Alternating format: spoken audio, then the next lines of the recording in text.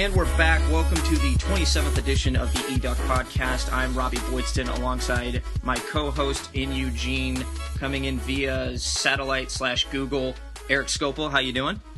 Pretty good, Robby. I understand we've got some breaking eDuck podcast news to share in terms of the mediums we're using. Yes. To you loyal listeners out there, and I hope you are spreading the word. We've seen some nice little bumps in terms of viewership as of late, so we appreciate that. And we are going to make the listening experience a little bit easier for you. Of course, we've gotten a ton of inquiries about when are we going to be on iTunes, when are we going to be on just an audio-only format.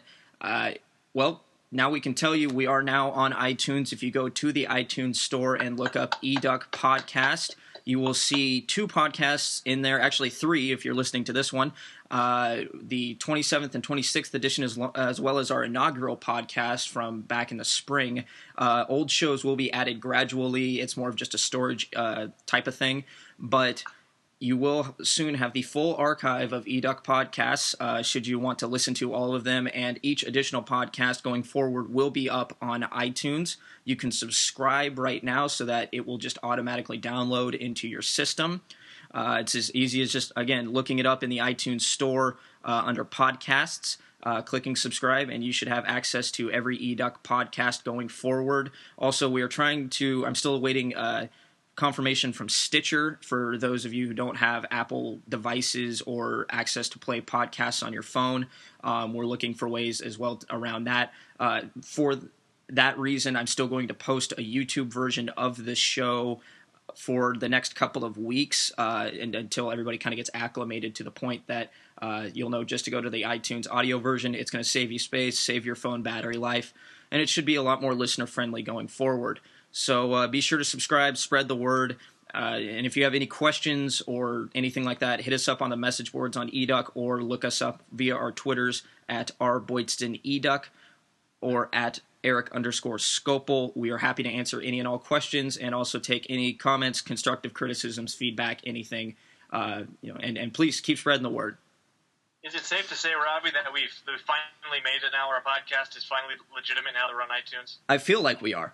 I feel like we definitely are. Now it's just the point of marketing and making sure everybody in the state of Oregon and any Duck fans out there in the rest of the nation get a chance to listen to this, because we want more and more listeners by the week, and we're going to keep striving to give you the best content we possibly can.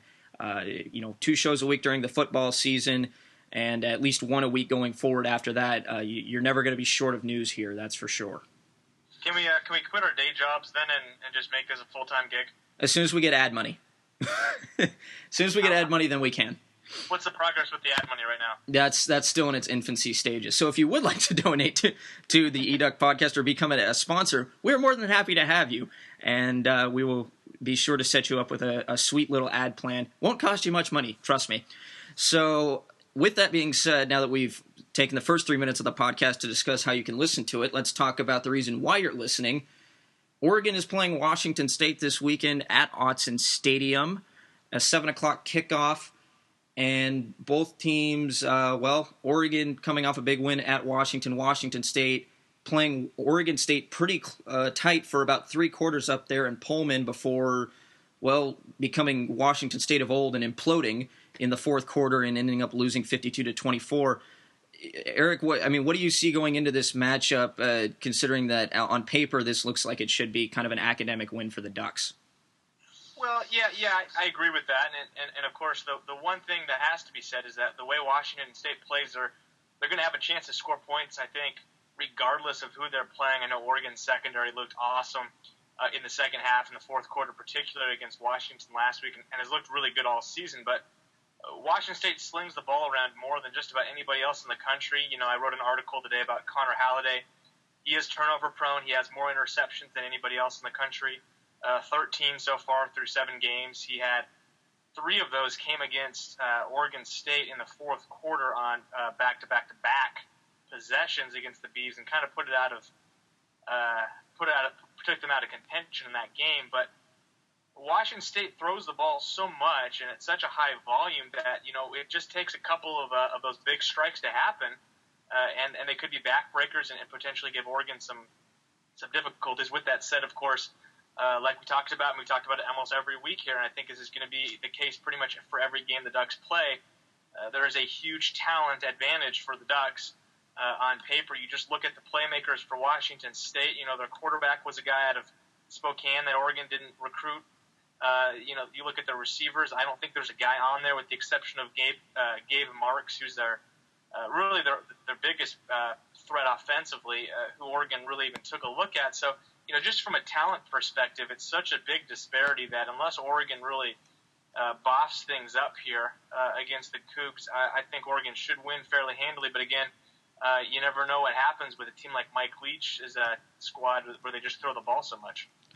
Well, and that's what I kind of find it interesting going into this game, that this Washington State team, though they still seemingly have these tendencies of looking like Washington State from, the past 5 seasons prior to Mike Leach coming in, where they didn't really have an identity, didn't really have anything really to build on. They weren't really given a foundation to build upon. And now it seems like they kind of do have that. They've had some highs and lows this season, obviously, with the win at USC, which came fairly unexpectedly, I think, to most people.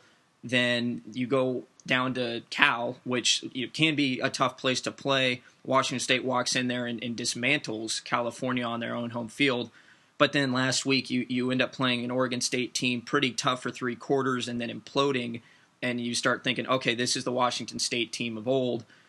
It makes it kind of tough to look at them and see any type of consistency right now. And that's why, when you look at Oregon after what they were able to do in Seattle last weekend, going into a tough road environment, winning by 3 touchdowns, and looking at the flip side of that with Washington State, bringing a team in, trying to build some momentum in the Pac-12 conference race. Some pundits out there still think that even though Washington State sits 2 wins away from bowl eligibility, that they still might not make it, just because of all those inconsistencies and the tough schedule they've got coming up. It really just leans to, Oregon having that type of talent should be able to come in and fairly quickly dismantle Washington State. They have looked better. Their offense has looked better, definitely. Their defense is still, it's more of a middle of the road. You're looking at their scoring defense sitting 7th with 25.3 points a game allowed. Their scoring offense, in a deep offensive conference, they're sitting 9th, but they're still putting up around 30 points a game, which isn't too shabby. But it just, you don't think they're going to build too much momentum heading into Autzen Stadium, a hostile territory for them. They would have to come out of the gate quick. I wouldn't be surprised if they tried something to try and I've used this term a couple times in a row now, just trying to punch Oregon in the mouth. Going out there early, trying to take some chances. Obviously, Mike Leach is a guy who's not afraid of taking chances. He's a very eccentric coach and a guy who wants to win, but it's still going to take a little while for Washington State to get to a point where they're going to be competitive with Oregon and the system that they've built over the last 5 years. Yeah, absolutely. And you talked about consistency and the difficulty of coming into Autzen Stadium, and it's kind of weird saying this, but Washington State has actually been the most consistent so far on the road, and actually in a pretty good way. They lost their opener at Auburn down in Alabama by 7 points, then went on the road and beat the Trojans at the Coliseum by 3 points, held the USC offense to just 7 points, and like you said earlier, beat California by 3 scores down in Berkeley.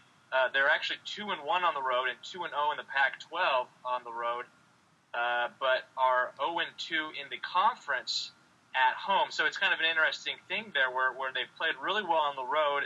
Actually got a couple of signature wins there, and nearly a third over Auburn, who to this point in the season is 5-1. So you see some things there about how they play on the road, and I don't know necessarily if that, and it probably won't, but you never know how much of that has an effect on how they play on Saturday. Looking at Halliday's stats, we talked about how turnover happy he is. He on the road has thrown, looks like 7 interceptions in 3 games. So that's not a 6 interceptions in 3 games. So again, that's not a very good interception number, but somehow the Trojans, maybe it's the defense, maybe it's just poor competition or poorer competition, but they've done well on the road. Oregon, of course, as it would be for pretty much anybody on the schedule, the biggest test they'll have to this point in the season and it'd be interesting to see how they respond. Yeah, and I agree. And one thing that does stand out to me about Washington State is, and this isn't too atypical, I guess, of a Mike Leach system, very, very pass heavy, as you wrote in your article, which, by the way, please go check that out on eDuck.com. It's up there on the front page. But Washington State, looking here at the statistics, last in the conference in rushing with 66.4 yards per game through 7 games. And it shows that even though, Halliday's got so many interceptions, it really does bring to light how much they rely on his arm to produce in that offense. And when you're playing a secondary as highly touted and as stout as Oregon's is, it's a recipe for turnovers. And he's going to be forced to, like you said, he's going to be forced to make some throws. And he's going to be forced to do some things, especially if the Oregon, their defensive line puts enough pressure on him. He's going to be forced to make some bad throws on Saturday. And I think Oregon, the secondary, I think they're going to have a good shot at getting some of those picks, the linebackers as well, forcing him to make some bad decisions, forcing him to give the ball back to Oregon to kind of run that score back up. This just seems like a game where you're going to see Marcus Mariota and the first-string offense come in for about 2.5 quarters, 3 quarters. I don't want to disrespect Washington State too much. Again, I think that they do have a foundation now, but again, they're just the talent disparity is a lot greater than what it was against Washington last week when you compare it to Oregon. And this is a game that they really should run through pretty easily. And don't get caught looking ahead to UCLA, obviously, but that's going to be kind of what everybody's looking forward to at this point, is that potential matchup with UCLA coming into Autzen in 2 weeks. Yeah, and absolutely. And now I guess moving again back to DeAnthony Thomas, we talk about him every week, but you just kind of reminded me there about everybody looking forward perhaps to UCLA. But what looks like DeAnthony might be looking towards the UCLA game on, the 26th as a potential first return game from the ankle injury he suffered against California last month. Having spoke with him a couple of times this week, it just sounds like he's not quite ready yet. I'm more reading between the lines, but that to me gets, you just kind of look at the way he said things and what he said. You get the feeling he's not particularly comfortable coming back yet. And frankly, like you said, why risk him against Washington State, a game that, frankly, if they can beat Washington by 3 scores, they should be able to beat Washington State fairly easily without DeAnthony as well. So I guess kind of we'll keep track of that. He said today that he would make a decision, and it's going to be his decision on Friday. To me, at this point, it sounds like a mental thing. I think the trainers are probably pretty close to clearing him, ready to go. But it's just a matter of him being willing to go out there, kind of like Derrick Rose in the NBA. Of course, I was just about to say, so he's like Derrick Rose. Well, hopefully Oregon fans probably don't like the analogy, because if you followed this last season's NBA season, you'll remember that Rose, of course, was cleared for the majority of the season and never actually played for the Bulls this year. I don't think that's even in jeopardy. I mostly kind of joking with that comparison, but you do kind of wonder about him, though. Is it more of a mental thing right now than a physical thing? Because the average ankle sprain, it's 2 or 3 weeks in your back. This is coming up upon 4 weeks now on Saturday, so you'd think he'd be pretty close to ready to go, but I get the feeling he's probably, again, another week away. Again, UCLA being potentially a top 5 team if they go down and beat Stanford this weekend, which is maybe a nice transition into our picks right now. I think so. But maybe we should pick for Oregon games first what we think the score of that game will be. I think both of us and probably most of you listening to this podcast agree Oregon wins, and probably wins pretty convincingly. I think like I said, I think they've covered the spread every game this year. I think they do it again this week. I think they win 62-24. Again, I think Washington State will probably score some points because, like I said, they throw the ball so much, and it wouldn't surprise me at all to see Leach, try to gain some respectability there in the second half with Oregon's second, third unit defense out there, kind of launching the ball downfield with Halliday trying to even things out. But I think Oregon wins by about 6 scores this weekend. I'm not going to go too far off what you said there. I was thinking 55-17 myself, just based on I think Oregon's defense is going to play a little bit tougher on the Cougs than Oregon State did. I think that they're going to keep them out of the end zone again, force some mistakes, force some turnovers.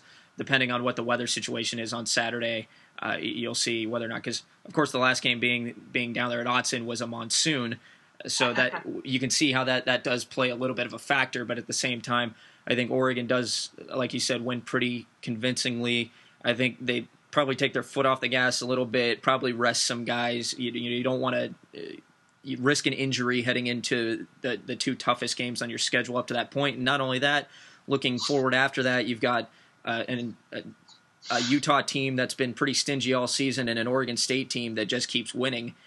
You really want to keep your guys healthy going forward the rest of the way. I think you jump out to a big lead, take your foot off the gas. It's a late game anyway. Not many people are going to be staying up to watch it. I can't imagine there's going to be a ton of people staying around at Autzen for it. And again, people are going to be looking forward to that big matchup against UCLA in 2 weeks. And you mentioned not risking injury, and we talked about DeAnthony a moment ago, but we also should probably mention that Josh Huff is probably questionable at best for this game.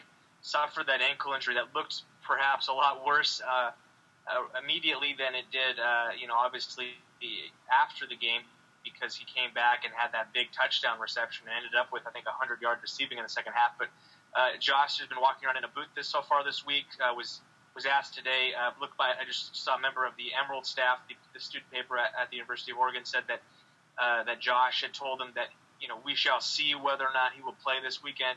Again, you mentioned maybe you don't need a guy like that. Of course, you'd like to have all your weapons healthy and ready to go every week. But if the Ducks are without Huff and DeAnthony, maybe that changes the dynamic a little bit. Of course, Oregon should still win based on defense alone. I think they're going to win, and of course the arm and legs of Marcus Mariota. Those Heisman-worthy arms and legs of Marcus Mariota. Heisman arm and Heisman legs. So that's perfect. Let's transition into our picks. I'll break them down, read them off. So Eric, you can take the first crack at it this week. What I will do is, I know we teased it last week. Unfortunately, wasn't able to compile the data in time, but we will put along with the link to the podcast on eDuck on the forums. There will be a post of Eric and I's picks for the season where we sit with our standings. Last week, we ended up going. Well, the only difference we had was USC Arizona. USC. I was so close in that game. Come on. You were. It was like Utah UCLA for me. It was. I think 7-point difference in both games. So. So you got USC did take that one. We had the same picks for everything else. Obviously, we both lost out on Stanford and when they lost to Utah, but everything else fell into place there.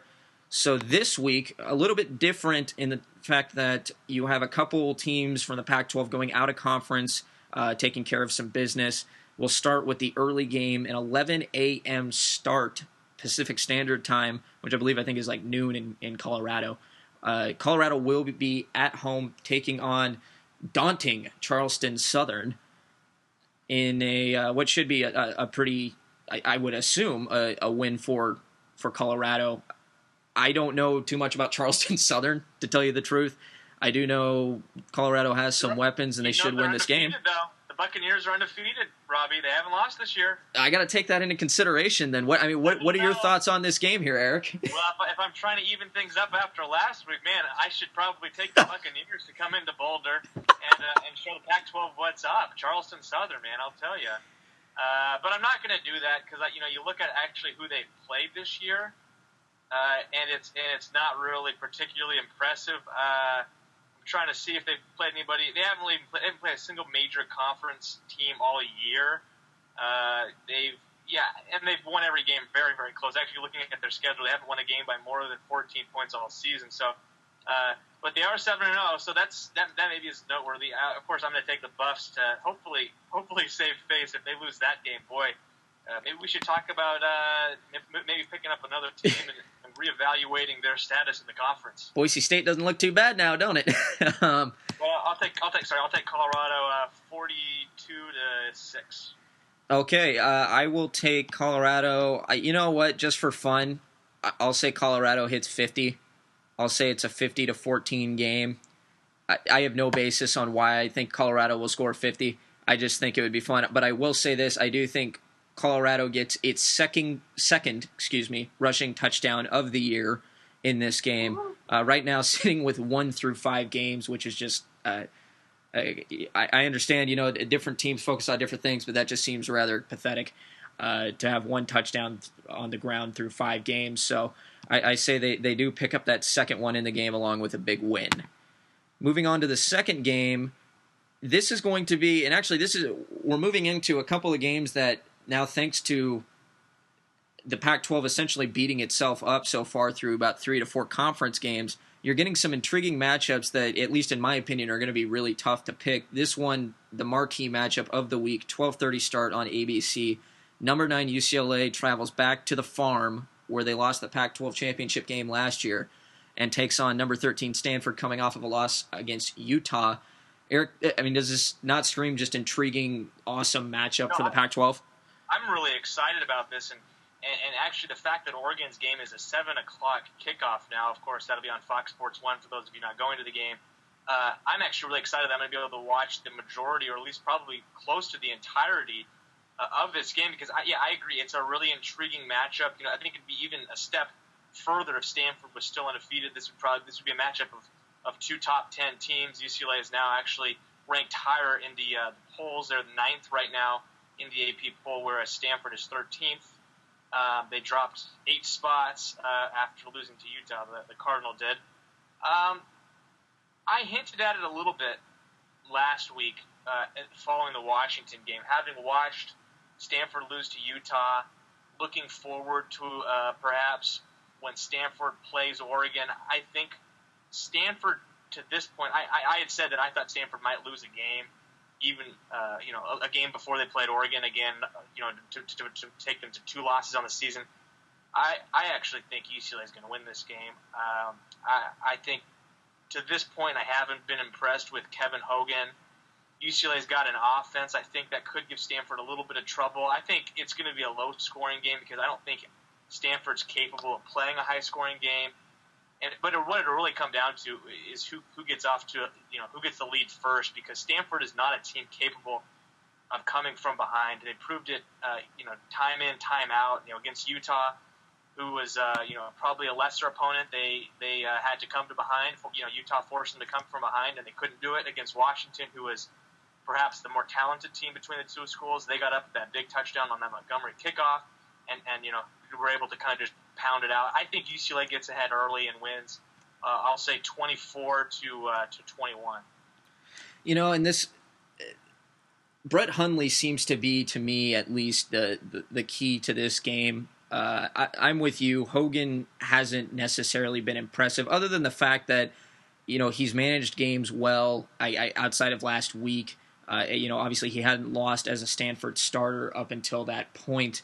But reading an article there on ESPN, I was looking at the Pac-12 blog and just seeing that, the differences in Stanford's offense from last season to this season, and how, that they're relying a little bit too much, it seems like, on Montgomery out there, not targeting their other guys enough. The run game is not as strong as it once was. That was a ground and pound team.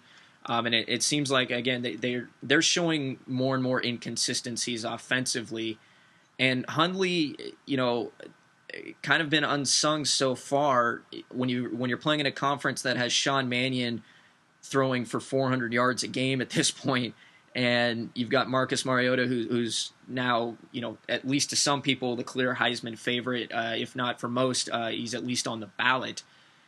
And then you got Brett Hundley, who's just kind of sitting back there, kind of waving his arms, going, "Hey, what about me?" He's been playing pretty well, himself.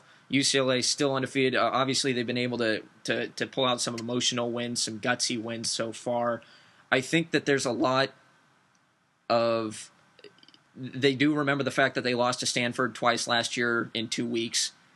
They remember losing that Pac-12 title game. They're going back to the side of that. I think they're going to be motivated. I think what Jim Moore has done with that program in the last 2 years has been remarkable. But then there's that part of me that says, Stanford's still Stanford. Even though it's not a daunting place to play, they play at home pretty well. David Shaw is pretty good at getting that team ready and ready to go. They do still have a pretty stingy defense. They're second in the conference in rushing defense. They're sitting middle of the pack in passing, or excuse me, they're I lost the stat there, but in pass defense, they're still sitting middle of the conference. They're giving up about 256 yards a game, sitting 7th. I think it really does rely on whether or not Hundley has a big game. I think he's capable of it. But I'm going to go with Stanford just for the, and even just for the fun of having some different picks here. I'll take Stanford at home, and I will say a 28-21 ball game. I'm with you. Not as much scoring in that one, but again, I think Stanford isn't as. I think they bounce back and get themselves motivated for a matchup with Oregon. All right, so the next game here, we got a 3:00 start. Number 20 Washington. This is another intriguing game. Coming off of 2 losses back-to-back, going down to play an Arizona State team, still trying to find its identity. Eric, what do you think about this one? Since you spent a lot of time discussing the last one, I'm going to make this real quick. Yeah, it's a good idea.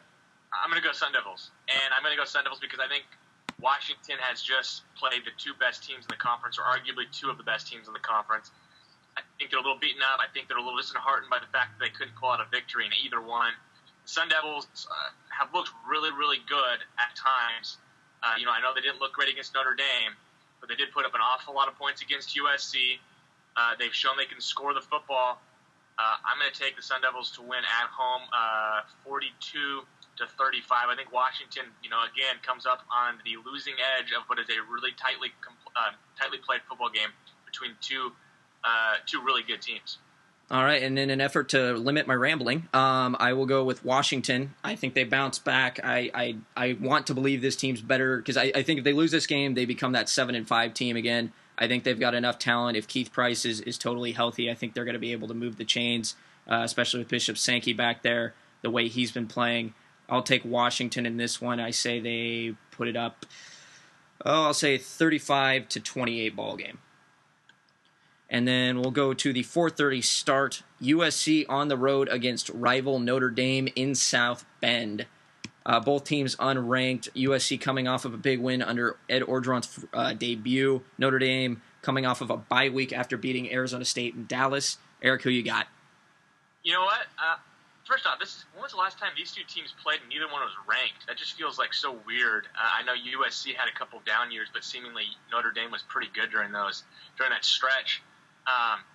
But I actually, I kind of like USC here. Again, maybe this is me being a Domer hater. I don't like Notre Dame. I don't really hold any punches back in saying that. I've had a number of friends who are Notre Dame fans, and they were a wily bunch. I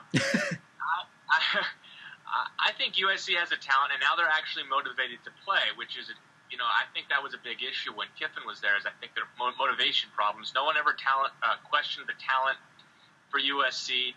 I don't think Notre Dame is anywhere near as good as they were last year, and frankly, I didn't think they were very good last season. Of course, USC had a chance to knock them out of the national championship game there at the end of the season with, I believe it was it Kessler at the end of the season there when Barkley went down, and they couldn't do it. I think they get a little revenge factor here, and they win on the road in South Bend. I'm going to say 24-17. All right, yeah, I like USC as well in this one. Notre Dame they just don't pop. They didn't really last year. They ground out a lot of wins thanks to that defense. I think they'll be able to hold USC down a little bit there, but again, offensively, they just don't seem to have the same that same rhythm they had when Everett Golson was back there. That's a big loss.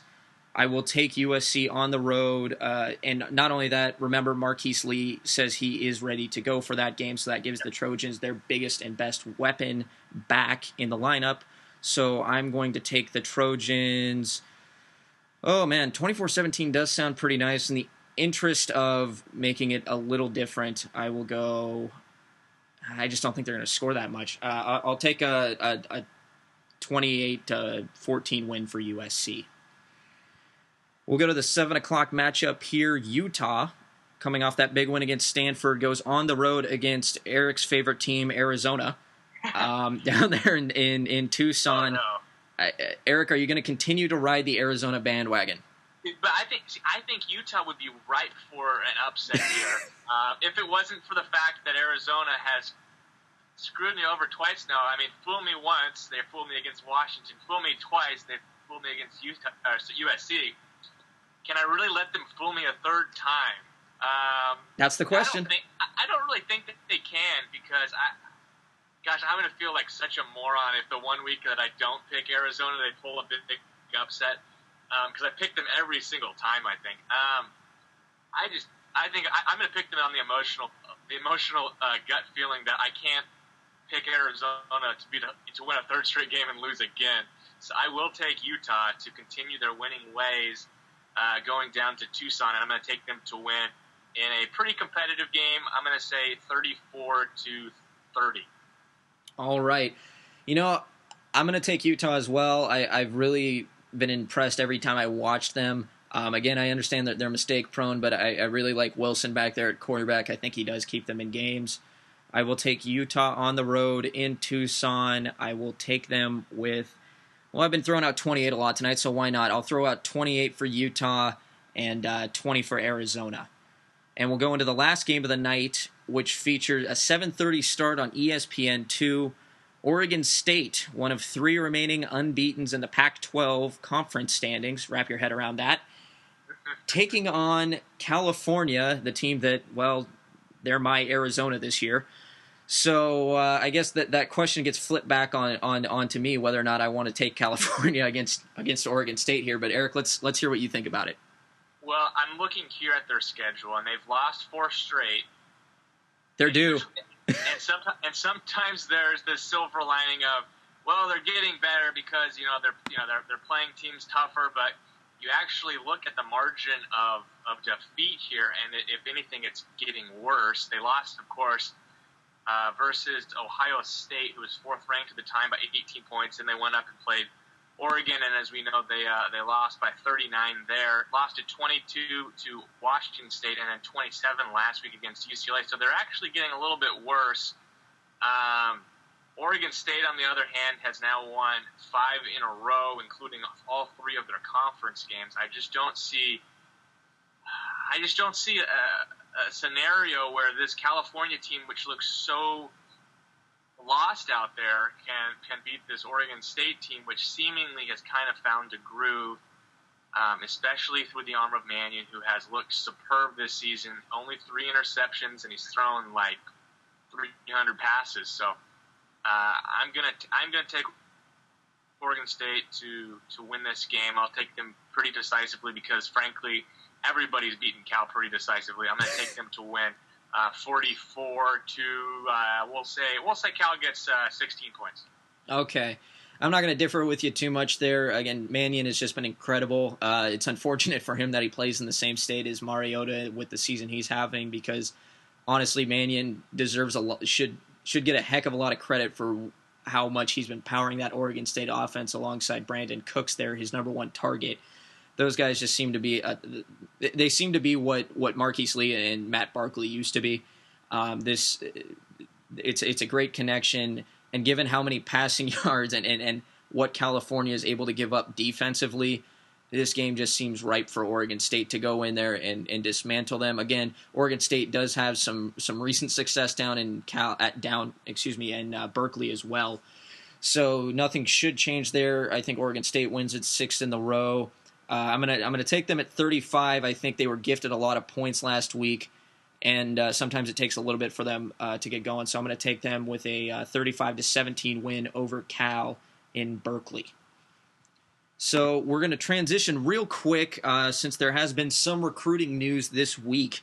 Obviously, starting off real quick with Oregon's 10th verbal commit coming in this week. On Monday night, Jalen Brown from Phoenix, Arizona, a wide receiver, committed verbally to the University of Oregon.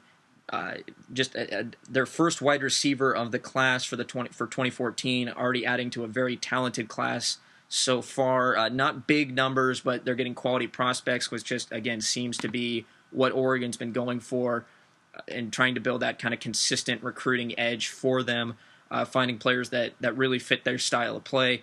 Brown sits at 6'2". I've seen anywhere between 6'2 and 6'3 and 185 pounds, a lanky kid, very talented.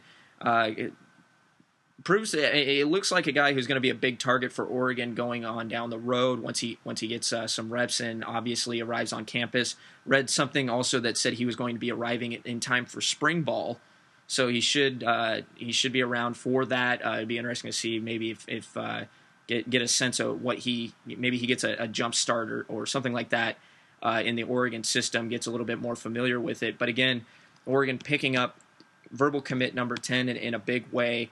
Eric, I don't know if you know too much about Brown, but interested to hear your thoughts on just Oregon getting this kid, and not only that, what their recruiting class looks like so far.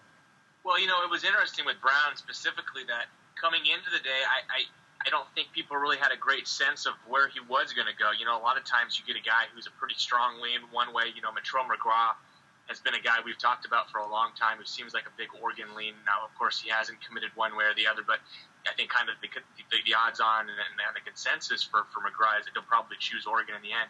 Brown was a guy I don't feel like anybody really had a real gut feeling on. I know Greg Biggins came in and said just that and kind of said he thinks it might be Oregon, but he didn't know. I know a lot of people thought it might be Vanderbilt. I saw Wisconsin in there as well. Yeah, and Arizona, of course, was the local school. So it was it was actually pretty fun for once for me, kind of sitting on the edge of my seat waiting and kind of going, where's he going to go? I know I texted you, I thought he was going to go Oregon because kind of late. A lot of people jumped on the Oregon bandwagon with him. But it was kind of interesting, that experience and that side of it. But in terms of the prospect he is, having watched a little bit of film, I think he really kind of compares with similar to Darren Carrington, wide receiver from last year's class, in that he's a little taller than a lot of the receivers on Oregon's team. He's got good hands, got some length, and he's actually pretty explosive in the open field. Very athletic. Very athletic. And depth at wide receiver is really interesting, I think. Because going forward, next year, if we just look at the receiver position, they lose Josh Huff, they lose Darrell Hawkins, they return Braylon Addison, who looks like he's a budding superstar in the passing game, and Keenan Lowe, who are both starters. So those are the two starters returning, and then you've got a third spot, and you kind of look at it and say, there's like 9 guys who could fill that spot. So it's going to be really interesting, and if Brown, like you said, comes in the spring and he's as good as advertised, I think he is, he's a guy who could really contend with the Eric Dungies and blanking on a couple names, B.J. Kelly, Chance Allens of the world, and even Darren Carrington and Devin Allen, as guys. Of course, don't forget Dwayne Stanford, as guys who could potentially compete for that third receiver spot. So it'll be interesting to see how that plays out. I think that's going to be one of the storylines going forward for the team once the season's over is that wide receiver spot and kind of who fills in there. And of course, we have to factor in who's actually returning too, because there are a number of underclassmen Oregon might lose as well. That's true, and what should be nice for Brown coming in is that he will have some familiarity in terms of familiar faces from his area. Obviously, being a Phoenix kid, Oregon already had another Phoenix kid locked up in Jalen Jelks, the defensive end/defensive tackle out of Phoenix, playing for Desert Vista High. The aforementioned Devin Allen, who was the track speedster down in Phoenix a year ago, coming in there. So, and Brown even mentioned that when he took his trip, I saw in the article that he felt comfortable with the fact that he was able to visit with Devin Allen and kind of get to see some familiar faces from back home. So that should help him ease into the system. Brown becomes the 5th, this according to the Scout rating system, 5th 4-star athlete Oregon has brought in this year. Again, it'll be interesting seeing going forward. These rankings tend to get changed during the season, after the season, and heading into signing day. So we'll keep an eye on these kids, star systems or star rankings going forward. But again, another solid pickup for Oregon, and that should transition us into a visitor this weekend who's coming in that I talked to yesterday. Also, it could fill a need for Oregon going forward. You look at Oregon's recruiting class right now, they finally locked up a wide receiver. They're still absent at linebacker, obviously, after Jordan Hoyam retired and decommitted. And they're also noticeably absent with a tight end. Now, granted, they brought in Johnny Munt, who has become a revelation so far for Oregon, fitting right into the system as a freshman and being productive. They've got some other options, but the Colt Laerla departing early, I know a lot of people probably thought he wasn't going to stick around for a senior year anyway, but him departing early kind of makes this a little bit more of something that comes to the forefront, that tight end position, getting a kid locked up. Oregon already has a target in a defensive end/tight end out of Portland named Henry Mondu, who we've talked about several times on this show. He's slated to, at least according to an Oregon Live article, decide here pretty soon after he takes a trip to Washington.